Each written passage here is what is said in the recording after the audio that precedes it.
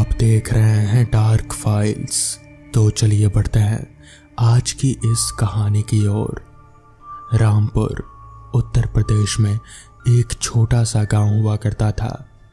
कुल आबादी तकरीबन 20,000 लोग। ज़्यादातर लोग खेती किया करते थे। इलाका घने जंगलों से घिरा हुआ था। सिर्फ एक कच्ची सड़क जो पड़ोस के गांव से होती हुई पास के शहर तक जाती। गांव के लोग अक्सर इस सड़क पर अपनी फसल ले जाकर हाट बाजार तक जाते, पर किसी भी कीमत पर शाम से पहले वापस जरूर आ जाते हैं। जंगल में वैसे तो जंगली जानवर काफी थे, पर वो इंसानी बस्ती से दूर ही रहते थे। लोगों का डर उन जानवरों से ज्यादा उस पिशाचनी से था जो इस इलाके में सदियों से रहती रही है और अक्सर रात में गांव में घूमती हुई लोगों को दिख जाती थी। लंबा कद, भयानक डरावनी आंखें, मानो बड़े गड्ढों से आग की लपट निकलती थी। उसका अट्ठास सारे इलाके को रात के अंधेरे में अक्सर गूंजेयामान कर देता था। सुनने में तो ये भी आता था कि वो लोगों की मदद भी करते थे, पर तब जब उसे मनमर्जी का चढ़ावा मिलता और अगर कोई उससे कुछ मदद लेकर चढ़ावा नहीं देता तो फिर गांव में वो कभी भी देखा नहीं जाता। उनका अंत क्या और किस तरीके से होता किसी को भी नहीं मालूम होता। जितने मुंह उतनी बातें। कोई कहता कि वो उन्हें मार देती, कोई कहता उन्हें खा जाती, पर सच तो ये है कि किसी को भी उनके बारे में कुछ भी पता ही नहीं चलता। जंगलों में लोगों के मानव कंकाल, कुछ कपड़े से जितनी जानकारियां उपलब्ध होती, उसी से सब लोग अपने हिसाब से कहानी घड़ लेते थे। पर गांव में कुछ ऐसे भी लोग थे जिन्होंने बहुत कम समय में काफी कुछ कमाया था और लोग कहते थे उन्होंने अपना वचन निभाया था और चढ़ावा भी दिया था। अक्सर रातों को जब बेमौसम बारिश हो रही हो, जोड़ों की कड़कती बिजली के बीच तेज हवाएं चल रही हो, तो लोग अपने घरों को अच्छे से बंद कर दिए बुझाकर सो जाया करते हैं, क्योंकि यही उसके आने का संकेत होता था। लोग उसे कर्ण पिशाचनी कहते थे। एक समय की बात है, उस गांव में रामकिशन नाम का एक गबरू जवान था। उसके पिता हरि किशन के पास 50 बीघा जमीन, गाय भैंसों का तबेला, सब कुछ था। घर में किसी चीज की कोई कमी नहीं थी, जिसके चलते रामकिशन का चाल चरित्र डगमगा गया। आए दिन गांव की महिलाओं, लड़कियों के साथ अभद्र व्यवहार उसकी दिनचर्या का हिस्सा बन गया। खासकर गरीब घरों की सुंदर लड़कियों की जिंदगी तो मानो दुश्वार ही हो गई। ऐसी ही एक लड़की कृष्णा, एक छोटे किसान की बेटी, पर जब उसकी नजर पड़ी तो उनका जीवन बहुत ही दुखमय हो गया। अक्सर शाम के समय उनके घर के पास अपनी मंडली के साथ बैठे रहते हैं और जोरों से उसे उठाने की बात करते हैं, जिससे उसका पूरा घर भयभीत हो उठता। एक दिन शाम जब महफिल सजी, रोज की तरह रामकिशन कृष्णा को उठाने की बात कर रहा था कि एकाएक हवा की रफ्तार बढ़ने लगी, अंधेरा छाने लगा, एकाएक तेज बारिश भी शुरू हो गई। कोई कुछ समझ पाता इससे पहले ही कर्ण पिशाचनी उसके सामने खड़ी थी। आंखों से जैसे आग के अंगारे निकल रहे थे, खुली हवा में उड़ रहे बाल, खून टपकते बड़े दांत और इतने विकट हंसी कि सारे गांव ने अपने दरवाजे बंद कर लिए। उस डरावनी लड़की को देख दोस्त सर पर पैर रख भागे, पर रामकिशन वो अपनी जगह पर ही जैसे जम गया और अगले दिन दोपहर में किसी तरह अपने घर पहुंचा। घर पहुंचकर जो कहानी सुनाई, सभी परेशान हो उठे और कृष्णा के घर दौड़ पड़े उससे माफी मांगने के लिए। गांव से कोई 2 कोस दूर घने जंगल में एक बड़ा कुआं, उसकी मेड़ समय की मार से टूट फूट गई है। उसको घने झाड़ियों ने तकरीबन आंखों से ओझल ही कर दिया है। उसकी मेड़ के पास कृष्णा बैठी है, हाथों में कुछ पीले फूल और एक पीली चुनरी लिए हुए। बहुत ही धीरे धीरे वो एक नाम जप रही है, कर्ण पिशाचनी। एक पहर बीत जाने के बाद कोई उसे पुकारता है, कृष्णा। वो आंखें खोलती है तो उसे अपने पास कोई नहीं दिखता। तभी वो महसूस करती है कि आवाज कुएं में से आ रही है। वो उठकर कुएं में देखती है और अंदर बहुत ही सुंदर नीली रोशनी फैली हुई है और नीचे उतरती सीढ़ियां उसे स्पष्ट दिखाई दे रही हैं। अचानक वो आवाज उसे नीचे आने के लिए कहती है, इतनी मधुर आवाज कि एक अजीब सा सम्मोहन जाल में कृष्णा को फंसा लेती है। कृष्णा अब बिना किसी डर धीरे धीरे सीढ़ियों से नीचे उतरती हुई चली गई। उतरते हुए उसने देखा चारों ओर फैली लताओं में कितने ही सांप बैठे हुए हैं, पर उनमें से कोई भी कृष्णा को कोई नुकसान नहीं पहुंचा रहा। आखिरी सीढ़ी पर पैर रखते ही उसने देखा कि उसके नीचे एक गंदे पानी के पास एक बड़ा सा द्वार है और ये नीली रोशनी वहीं से आ रही है। वो उस द्वार से अंदर जा पहुंची। बेहद साफ सुथरा एक बड़ा सा कमरा, चारों ओर सुंदर फूलों के पौधे जिन पर अजीब किस्म के बड़े फूल खिले हुए हैं और उनमें से एक मीठी खुशबू के साथ नीली रोशनी निकलकर पूरे कमरे को एक खूबसूरत वातावरण दे रहा है। बाहरी दुनिया के नीचे ऐसी सुंदर जगह की कल्पना भी कृष्णा ने कभी नहीं की थी। वो मंत्रमुग्ध सी चारों ओर देख ही रहे थे कि उस सुंदर आवाज ने उसे फिर पुकारा और वो सत्यता की धरातल पर जैसे वापस लौट आई। उसे कहीं कोई भी नजर नहीं आ रहा था, इसलिए उसने अपने साथ लाई उस चुनरी और फूलों को वहां बिछे पलंग पर रख दिया और हाथ जोड़कर खड़ी हो गई। उस आवाज ने उससे उसके आने का कारण पूछा तो कृष्णा की आंखें छलछला गई। उसने सारी कहानी को विस्तार से बताया और अपनी रक्षा की गुहार लगाई। कर्ण पिशाचनी ने आगाह किया कि वो कोई भी कार्य बिना किसी मूल्य के नहीं करती। अगर वो मूल्य ना दिया गया तो बहुत ही विकट मृत्यु देती है। कृष्णा ने अपनी सहमति तो दे दी। कर्ण पिशाचनी ने उसे आंखें बंद करने को कहा। आंखें बंद करते ही उसे ऐसा महसूस हुआ मानो वो बेहद हल्की हो गई हो और वो हवा में झूल रही है।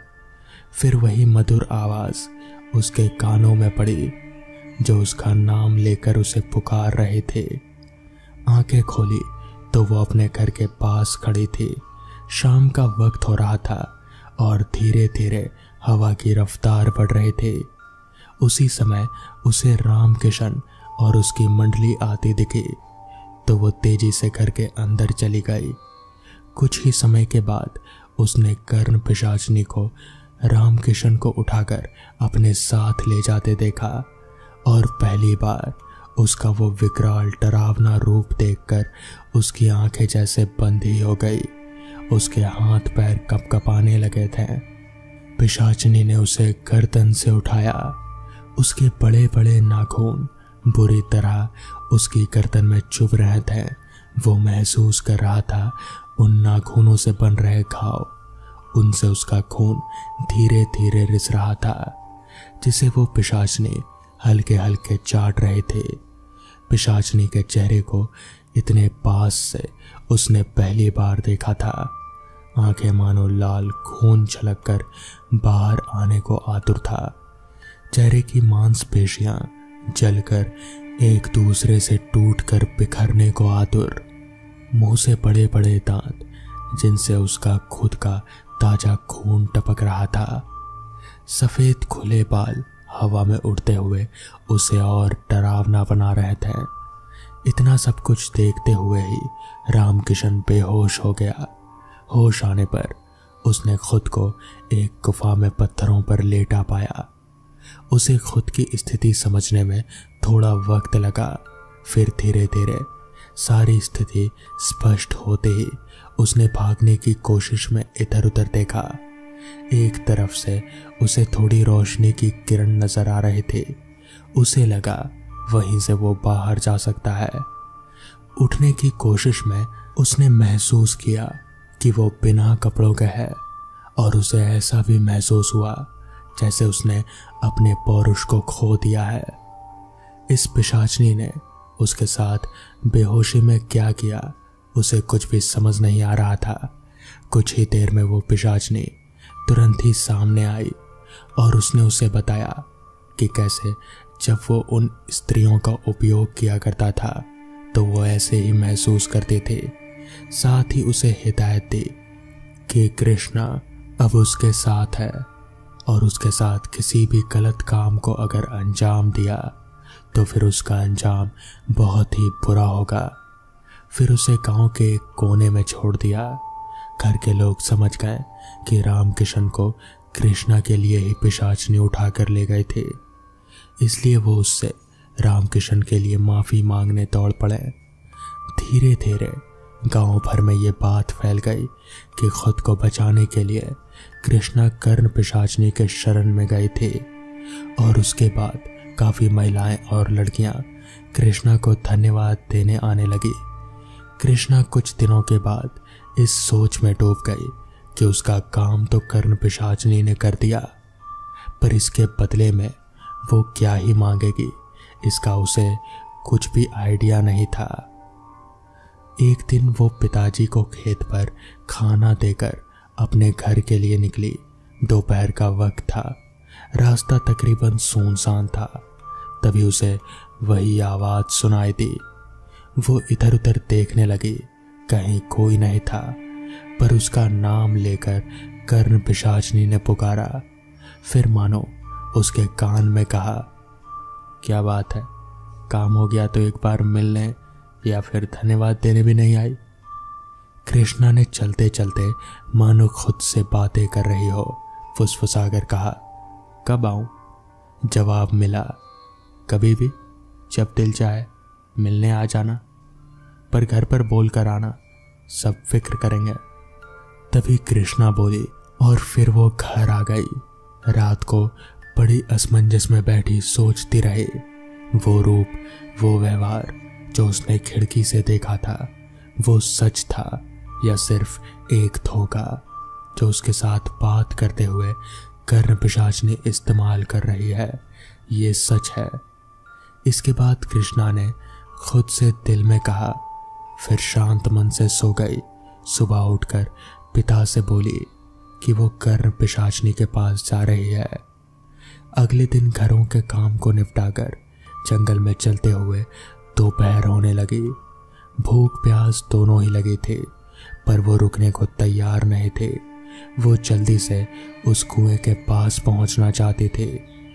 तभी उसे अपने कानों में वही आवाज सुनाई दी, थक गई हो, थोड़ी देर आराम कर लो। और देखा तो पास ही में घनी झाड़ी में सब कुछ इंतजाम किया गया हुआ है। कृष्णा चौंक उठी, पर उस आवाज की बात को टालने की कोशिश करना उसकी हिम्मत में नहीं था। उसके पैर अपने आप खुद ब खुद उस ओर मुड़ गए। जाकर देखा सुंदर चादर पर खूब सारी खाने की चीजें, जिनमें से कई तो उसने कभी देखी भी नहीं थी, चखने की बात तो नहीं आती। साथ ही पानी रखा था। खाना खा उस खूबसूरत छाया में थोड़ी देर बैठने की बात सोच ही रहे थे कि वो कब सो गई उसे कुछ याद ही नहीं आया। एकाएक उसकी नींद खुली तो उसने खुद को एक सुंदर कमरे में पलंग पर सोता पाया। हड़बड़ाकर उठी तो नजर पास में बैठे एक सुंदर महिला पर गई जो एकटक उसको देखे जा रहे थे। इतनी सुंदर महिला उसने अपनी जिंदगी में कभी नहीं देखी थी। तीखे नाक नक्श, गुलाबी गोरा रंग, लंबे घुंघराले काले बाल, बेहद कीमती राजस्थानी लहंगा चोली, साथ में गोटेदार ओढ़नी पहने कोई परी सी लग रहे थे। कृष्णा कुछ देर तक उसे सिर्फ एकटक देखती रही, फिर वो कुछ पूछती इससे पहले उस महिला ने एक मुस्कान बिखेरते हुए कृष्णा से पूछा, नींद अच्छी हुई? कृष्णा हड़बड़ा गई। यह आवाज तो कर्ण पिशाचनी की थी। तो कर्ण पिशाचनी ये है या वो जिसे उसने खिड़की से देखा था? उसे कुछ भी समझ नहीं आ रहा था। आगे जाकर कर्ण पिशाचनी ने उसे एक कहानी सुनाई। बात कोई 200 साल पहले की थी। उदयपुर के महाराजा रुद्र प्रताप सिंह अपने वाहन कक्ष में मंत्री के साथ विचार विमर्श पर बैठे थे, जब एक प्रहरी ने उनके पास एक विशेष दूत के आने की सूचना दी और उससे मिलने की प्रार्थना से उन्हें अवगत करवाया। थोड़े ही समय में वो दुबला पतला दूत उनके सामने प्रस्तुत किया गया। बिना किसी लाग लपेट के महाराज को प्रणाम करते ही उस दूत ने अपने साथ लाए एक चित्र को महाराजा के सामने प्रस्तुत किया। चित्र उत्तर प्रदेश की एक राजकुमारी रूप सुंदरी की थी, जो रामपुर रियासत की राजकुमारी थी। उसने अपना नाम स्वरूपा बताया था। उस सुंदरी ने मानो महाराजा रुद्र प्रताप सिंह के जीवन को अस्त व्यस्त कर दिया था। महाराजा रुद्र प्रताप सिंह एक बेहद क्रूर शासक थे और उन्होंने अपना साम्राज्य अपनी बड़ी सेना और बाहुबल से खड़ी की थी। कोई भी चीज पसंद आने का मतलब होता था कि वो उनके पास होनी ही चाहिए। ना सुनना तो वो बेहद ही पसंद नहीं करते थे। किसी भी छोटी सी बात के लिए किसी की भी जान ले लेना उनके लिए एक खेल से ज्यादा कुछ नहीं था। रूप सुंदरी की छवि इतनी मोहक थी कि वो उसे अपना बनाने के लिए आतुर हो उठे। अपने मंत्री को कई प्रकार के सुंदर भेंटों के साथ उन्होंने भेजा था और उसके साथ ही अपने लिए रूप सुंदरी का हाथ भी मांगा था।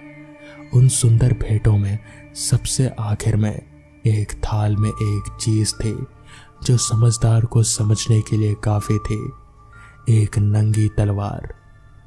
यद्यपि रियासत छोटी थी, पर राजा सम्मोदत बेहद ही बुद्धिमान व्यक्ति थे। पहले तो वो मन ही मन खुश हो रहे थे कि उनकी बेटी के लिए रिश्ता आया था, पर आखिरी थाली के खुलते ही वो गुस्से से लाल हो उठे। ये तो सरासर अपमान था, एक धमकी। जिसके बाद क्या था, फिर युद्ध शुरू हुआ और वही हुआ जिसका सबको उम्मीद थी। राजा रुद्र प्रताप जीत गए, मगर जीतने के बाद राजा रुद्र प्रताप ने पता नहीं क्यों रूप सुंदरी को वहीं पर जिंदा जला दिया। कहते हैं कि वो तड़प तड़प कर मरी थी और जिसके बाद वही कर्ण पिशाचनी बनी, जो लोगों की मदद किया करती है या फिर उन्हें मार दिया करती है।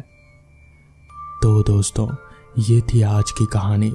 अगर आपको ये कहानी पसंद आई हो तो वीडियो को लाइक और चैनल को सब्सक्राइब करना ना भूलें।